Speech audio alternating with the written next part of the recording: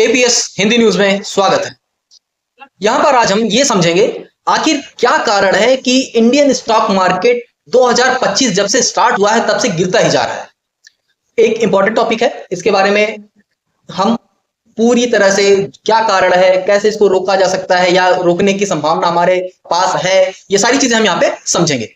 हमारी जो finance minister है निर्मला सीतारमण जी, इन्होंने भी अपने हाल ही के कुछ भाषणों में बताया है, यानी स्पीचेस में बताया है कि सरकार क्या कर रही है या क्या रीजंस हैं जिसके कारण इंडियन स्टॉक मार्केट का फॉल रुक नहीं रहा है। देखिए, यहाँ कुछ चीजें हैं जो आपको समझनी पड़ेंगी। वो चीजें मैं प्रयास करूंगा कि मैं आपको अच्छे से समझा पाऊं।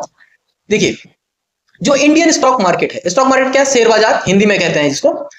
देखिए, स्टॉक मार्केट में क्या होता है ना कि कंपनियां जो बैंक से लोन नहीं उठाना चाहती, वो कंपनी लिस्ट होती है स्टॉक मार्केट पे, और वहां पे पब्लिक, यानी जो पब्लिक सेक्टर जिसको बोलते हैं, यानी पब्लिक से पैसा रेज करती है काम करने के लिए, यानी अपनी कंपनी को और ग्रो करने के लिए। वहां पे क्या होता है, जैसे मान लीजिए एक कंपनी है, ठीक है, कोई एबीसी कंपनी हम मान लेते हैं। तो एबीसी कंपनी जो है, इसने स्टॉक मार्केट में लिस्टिंग की। अब स्टॉक मार्केट में लिस्टिंग होती है तो उसके लिए पहले कंपनी डीआरएचपी फाइल करती है, ठीक है, डीआरएचपी फाइल होती है। उसके बाद जो सेबी है उसको रिव्यू करती है। सेबी क्या है? गवर्नमेंट की संस्था है जो स्टॉक मार्केट को रेगुलेट करती है, यानी वो सारे रेगुलेशंस और नियम बनाती है कि स्टॉक मार्केट कैसे काम करेगा, कैसे चलेगा, ठीक है, कौन सी कंपनी कैसे में फॉल्ट है, नहीं है, डिफॉल्ट कर रही है, नहीं कर रही है, फ्रॉड हो रहा है, नहीं हो रहा है, ये सारे इन सब चीजों पे नजर रखने का काम सेबी का होता है, ठीक है।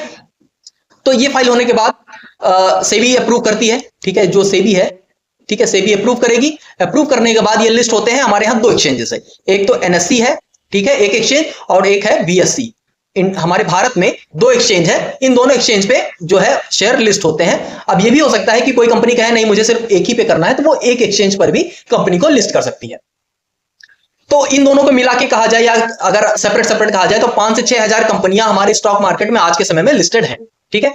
तो ये एक्सचेंजेस पे वो कंपनी लिस्ट होगी, और लिस्ट होने के बाद हर कंपनी को डिसाइड कर दिए जाते हैं। जब ये डीआरएचपी फाइल होती है तो यहाँ पे डिसाइड हो जाता है इस कंपनी के कितने इक्विटी शेयर हैं, कितने फेस वैल्यू के हैं। वो सारी डिटेल चीजें हम बाद में कहीं आगे जाके किसी और वीडियो में समझेंगे। अभी तो हम ऊपर ऊपर से थोड़ा समझ लेते हैं। तो यहाँ पे क्या हुआ कि एनएससी पे लिस्ट हुई, मान लीजिए, या बीएससी, या दोनों जगह लिस्ट हुई, तो कुछ इसके मान लेते हैं कि किसी कंपनी के 100 इक्विटी शेयर बना दिए गए। तो इस 100 में से प्रमोटर ने कहा कि मैं सिर्फ 50% ही बेचूंगा। 100% शेयर जो इक्विटी है उसमें से 50% शेयर जो है प्रमोटर, या 49% इक्विटी वो बेचेगा। तो ये 49% इक्विटी मार्केट में लिस्ट होगी, और वहां पे हम जैसे लोग, आम आदमी या बड़ी बड़ी कंपनीज हो गई, डीआईआई हो गए, एफआईआई हो गए। अब डीआईआई एफआईआई क्या है ये भी मैं अभी बताऊंगा आपको। तो ये सारे लोग यहां पे जाके इसको बाई करते हैं, खरीदते हैं, यानी इन्होंने कंपनी को पैसा दिया और कंपनी ने अपनी कुछ हिस्सेदारी, जितने का भाव होगा उस भाव के हिसाब से उतनी क्वांटिटी उस व्यक्ति को कंपनी दे देगी, ठीक है। पैसा कंपनी के पास पहुंच गया। पैसा कंपनी के पास पहुंचने के बाद कंपनी अपना काम करेगी, अपनी कंपनी को ग्रो करेगी। तो ये सारा एक प्रोसेस होता है, ठीक है। चलिए, तो अब यहां पे शेयर बाजार गिरता है, तो किसी कंपनी की लिस्टिंग कैसे होती है, क्या प्रोसेस है, कैसे इक्विटी खरीदी जाती है, बेची जाती है, ये सारा सिस्टम है। शेयर मार्केट गिर क्यों रहा है? तो यहां पे दो एक्सचेंज हमने देखे। बीएससी का जो एक्सचेंज है, एक उसको कहते हैं सेंसेक्स, ठीक है, उसको बोलते हैं सेंसेक्स, और जो निफ्टी का एक्सचेंज है उसको बोलते हैं निफ्टी 50, ठीक है। सेंसेक्स में क्या है, 30 कंपनीज आती हैं, और निफ्टी 50 में 50 कंपनियां होती हैं। ये एक ग्रुप बनाया गया है। इंडिया की टॉप मोस्ट कंपनीज को मिला के अलग अलग सेंसेक्स 30 का बनाया गया है, निफ्टी 50 का बनाया गया है, जिसको देख के ये पता चलता है कि आज शेयर बाजार ऊपर है या आज शेयर बाजार नीचे है, ठीक है, ये डिसाइड होता है। और निफ्टी 50 में भारत की टॉप मोस्ट 50 कंपनीज हैं, ठीक है, और सेंसेक्स 30 में यहाँ पे टॉप मोस्ट 30 कंपनी है। अब इनमें जैसे मान लीजिए, टॉप मोस्ट का मतलब जिनका मार्केट वैल्यू सबसे ज्यादा है, ऊपर की सबसे बड़ी 50 कंपनियां, और थोड़े बहुत और पैरामीटर्स देखे जाते हैं यहाँ पे, उसके हिसाब से 50 कंपनियां डिसाइड होती हैं। जैसे ही कुछ क्राइटेरिया डिसाइडेड है, वो क्राइटेरिया कंपनी फॉलो नहीं कर पाती तो उसको इस 50 के ग्रुप से बाहर कर दिया जाता है और नई कंपनी को एंट्री दे दी जाती है, ठीक है। तो ये प्रोसेस होता है। निफ्टी 50 में कंपनीज हमेशा अंदर बाहर होती रहती हैं।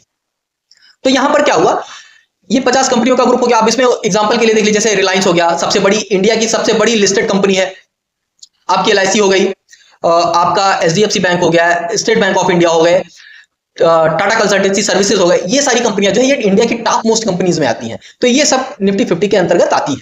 और इन्हीं का ग्रुप बना के उसका एवरेजिंग करने का कुछ प्रोसेस है, कुछ तरीका है, उसके हिसाब से डिसाइड होता है मार्केट ऊपर गया या नीचे गया। लेकिन अब यही है कि जब से 2025 शुरू हुआ है, आपने ध्यान दिया होगा अगर, 2025 जब से शुरू हुआ है, बाजार जो है वो नीचे ही जा रहा है। अब इसका कारण मैं थोड़ा सा आपको समझा दूं।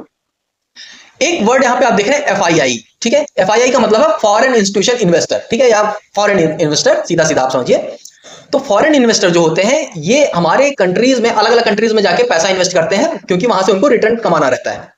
अब जब से मोदी सरकार आई है तब से इंडिया की ग्रोथ रेट कुछ ज्यादा तेजी से बढ़ रही है। तो जब मोदी सरकार आई तो ये एफआईआई लोगों ने इंडिया में अच्छा खासा पैसा इन्वेस्ट किया, अप्रोक्सीमेट अब टोटल आज तक अभी तक का अगर इन्वेस्टमेंट कहा जाए तो $800 बिलियन का इन्वेस्टमेंट इंडिया में है एफआईआई का, ठीक है, $800 बिलियन। अब यहां पे क्या हुआ कि जब इनको एफआईआई को ये लगने लगा कि अब यहां पे उतना ग्रोथ रेट नहीं है, या उनको अपनी कंट्रीज में इतना ग्रोथ मिल सकता है, तो आप ये बताइए, आपका घर है और पड़ोसी का घर है, अगर 4% का ब्याज आपको अपने घर में ही मिल रहा है तो आप पैसा वहां रखना पसंद करेंगे कि 4% का ब्याज अगर आपको पड़ोसी के घर में मिल रहा है तो पैसा वहां रखना पसंद करेंगे? सीधी सी बात, आप अपने घर में रखना पसंद करेंगे। तो ऐसा ही कुछ इस समय सिनेरियो बना हुआ है। अमेरिका में क्या है कि ट्रंप की कुछ नीतियां हैं, जो वहां के राष्ट्रपति हैं ट्रंप, तो उन्होंने कुछ ऐसी नीतियां बना दी हैं जिससे क्या हो रहा है कि जो रिटर्न है वहां पे इन्वेस्टर्स को रिटर्न अच्छा मिल जा रहा है, तो वो यहां से इंडिया से पैसा निकाल के अपनी ही कंट्री में इन्वेस्ट कर लेंगे, रिस्क भी कम रहेगा उनका, ठीक है। तो ये सब कुछ कारण है। अब देखिए एफआईआई का अभी तक की जो सेलिंग है 2025 में अब तक लगभग 2 लाख करोड़, ठीक है, 2 लाख करोड़ का सेलिंग ये लोग कर चुके हैं।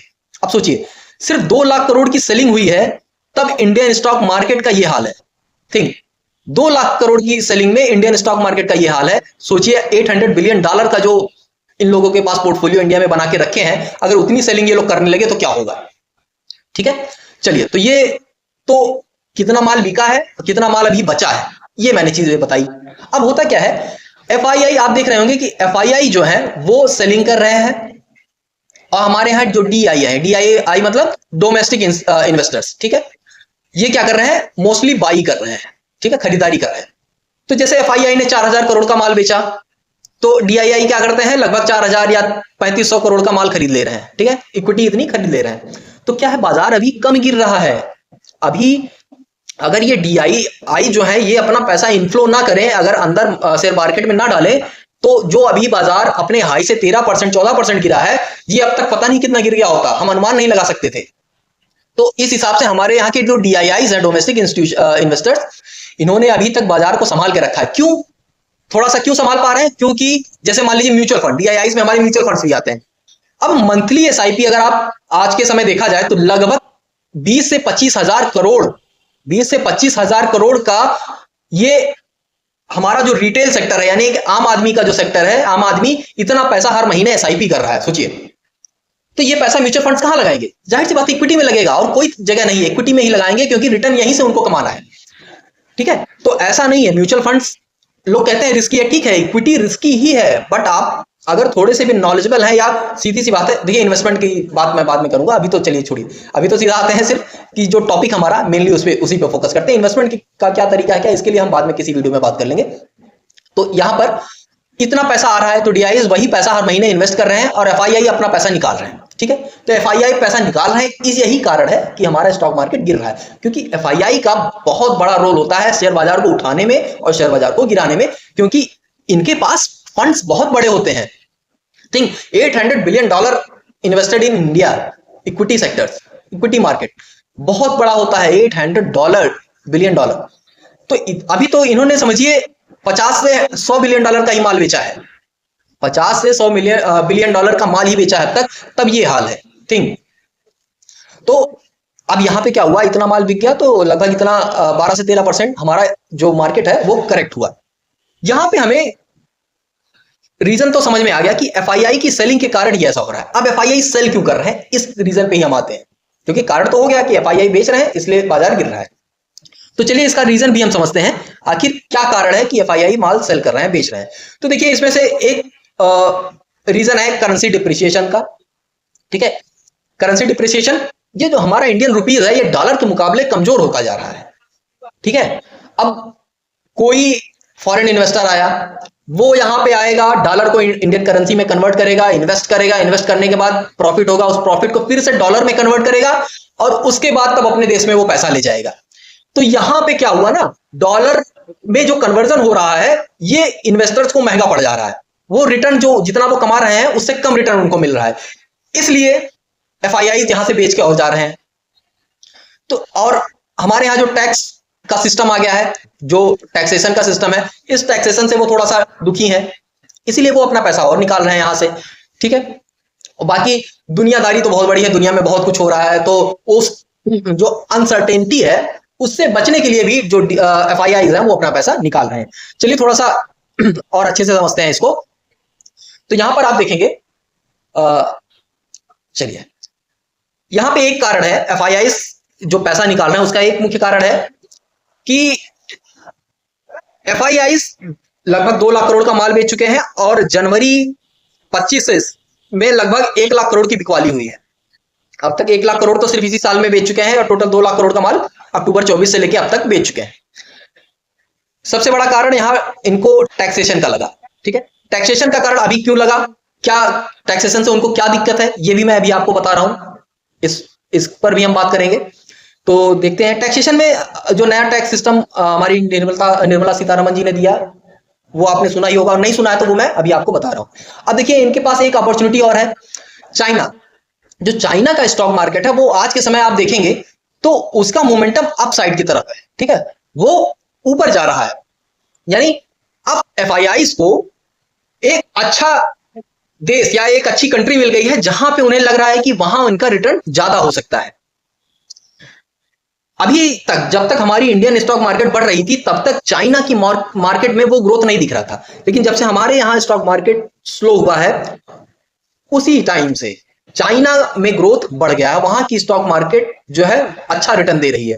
तो एफआईआई यहां से पैसा निकाल के कुछ पैसा ले जाके चाइना के मार्केट में डाल रहे हैं, ठीक है। अब यही बात करें तो लगभग 20% तक का इंक्रीमेंट या क्या कहते हैं बढ़ोतरी वहां पे देखी गई है चाइना के मार्केट्स में।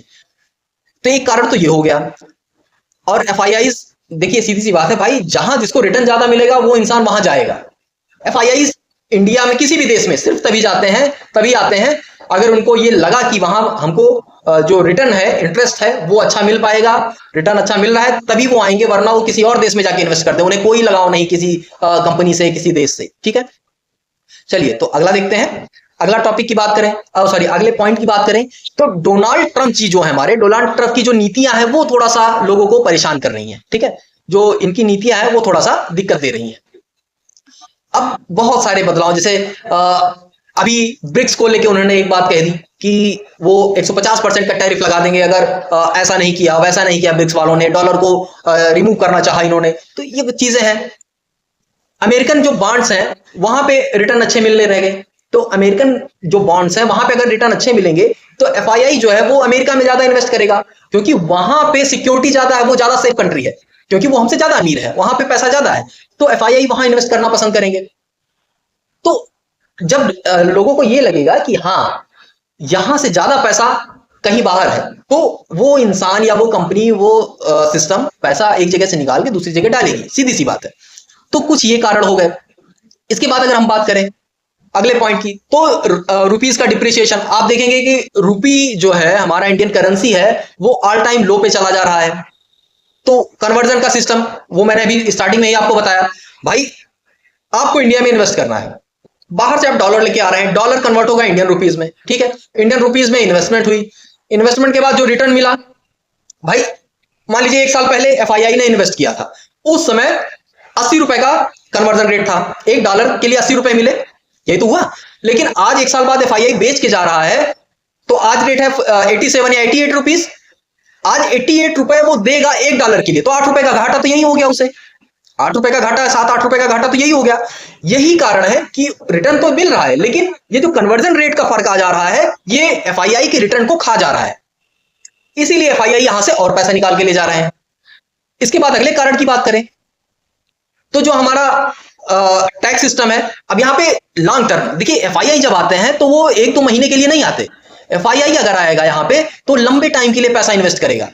तो अब एफआईआई ने long term capital long term के लिए पैसा इन्वेस्ट किया, लेकिन अब हमारे जो सीतारमन जी हैं इन्होंने long term capital gain tax लगा दिया।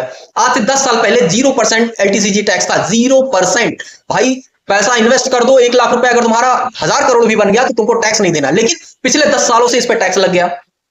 भारत में एलटीसीजी आज के समय 12.5% है, और एसटीसीजी की बात करें तो 20%। एसटीसीजी का मतलब अगर कोई इन्वेस्टमेंट 1 साल से कम के लिए है की गई है तो इतना STCG short term capital gain कहा जाएगा, और 1 साल से लंबी अवधि या ज्यादा अवधि के लिए जो भी इन्वेस्टमेंट होती है उसको एलटीसीजी या long term capital gain tax कहा जाता है। तो वो जैसे मान लीजिए 1 साल के लिए इन्वेस्ट किया आपने, और 13वें महीने में आपने 1 लाख रुपए आज इन्वेस्ट किए और 13वें महीने में आपने विड्रॉल किए, और आपको लगभग 10,000 रुपए का प्रॉफिट हुआ, तो 10,000 पे 12.5% टैक्स आपका पड़ेगा। लेकिन मान लीजिए 1 लाख रुपए आपने इन्वेस्ट किया और 10 ही महीने बाद निकाल लिए, तो उस जो भी प्रॉफिट, मान लीजिए 1 लाख इन्वेस्ट किए थे, 20,000 प्रॉफिट मिला, तो उस 20,000 पे 20% टैक्स आपको देना पड़ेगा। ठीक है, तो ये इक्विटी म्यूचुअल फंड्स, इनके लिए ये सारे सिस्टम होते हैं। हालांकि यहां पे कुछ छूट भी है, बट एफआईआई को 1-2 लाख का कोई मतलब नहीं भाई, वो करोड़ों इन्वेस्ट कर रहा है, बनता अरबों इन्वेस्ट कर रहा है, उसको 1 लाख छूट देके आप क्या खुश कर लोगे? यहाँ पे क्या लिखा है, long term capital gain exempt height, 1 lakh का एग्जेम्प्ट था वो 1.25 लाख कर दिया इन्होंने, उसे क्या फर्क पड़ेगा एफआईआई को? वो 1.25 लाख के लिए अपना करोड़ का नुकसान थोड़ी, रिटर्न का नुकसान थोड़ी करेगा।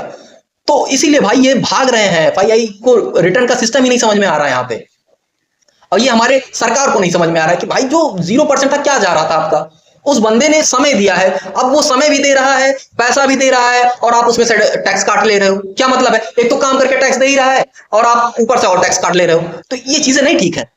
बाकी अगला कारण भी देख लेते हैं। तो ये एक कारण तो ये हो गया। उसके बाद ये क्या है ना, सरकार की जो प्रतिक्रिया है, क्या प्रतिक्रिया है इस पे। अब कारण तो सारे मैंने आपको समझा दिया, अब प्रतिक्रिया में सरकार क्या करेगी? सरकार ज्यादा से ज्यादा क्या कर सकती है, इंपोर्ट ड्यूटी कम कर देगी। इंपोर्ट ड्यूटी कम करेगी तो चलिए भाई एलन मस्क आ जाएंगे, अभी तक 100% इंपोर्ट ड्यूटी कह रहे थे, तो सरकार कहेगी नहीं हम सिर्फ 10% या 15% लेंगे, आप आइए हमारे यहाँ फैक्ट्री लगाइए और सामान बेचिए, उसी में से हमको मजा दीजिए, आप भी मजा दीजिए। भाई इससे ज्यादा क्या सरकार करेगी? तो इंपोर्ट ड्यूटी कम हो गई। हाँ ये है अभी के लिए एक अच्छा ट्रेड, इन लोगों ने अमेरिका के साथ ट्रेड सेटअप करने जा रहे हैं, बायलैटरल ट्रेड। अगर वो हो जाता है, वो पैक्ट साइन हो जाते हैं, तो उससे क्या होगा, इंडिया और अमेरिका दोनों को, खासतौर से इंडिया को ही फायदा होगा। जो $50 बिलियन का, ठीक है, अभी का जो हमारा ट्रेड हो रहा है वो $50 बिलियन का अप्रोक्सीमेट हो रहा है, ठीक है, तो वो बढ़ के उम्मीद है कि $500 बिलियन का ट्रेड हो जाएगा आगे के कुछ सालों में।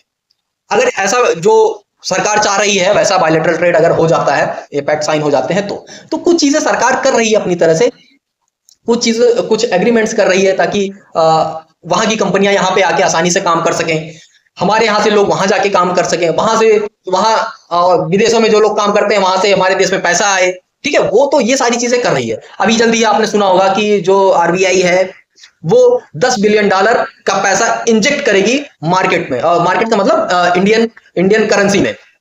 क्यों? क्योंकि जो रुपए का डिप्रिसिएशन है इसको कंट्रोल करना है, नहीं कंट्रोल करेंगे तो एफआईआई अगर इसी स्पीड से जाते रहे तो इंडियन मार्केट और अभी नीचे आ जाएगी, तो इस चीज को कंट्रोल करना पड़ेगा। तो अभी आरबीआई का एक आया था न्यूज जिसमें उन्होंने कहा कि लगभग $10 बिलियन का वो पैसा, $10 बिलियन वो इंडियन करेंसी में इन्वेस्ट करेंगे, सॉरी इंजेक्ट करेंगे, इंडियन मार्केट में इंजेक्ट करेंगे in the form of currency, ठीक है। तो ये सरकार की कुछ नीतियां हैं, कुछ सरकार इस तरह से शेयर मार्केट को या इंडियन ग्रोथ को कंट्रोल करने की कोशिश कर रही है।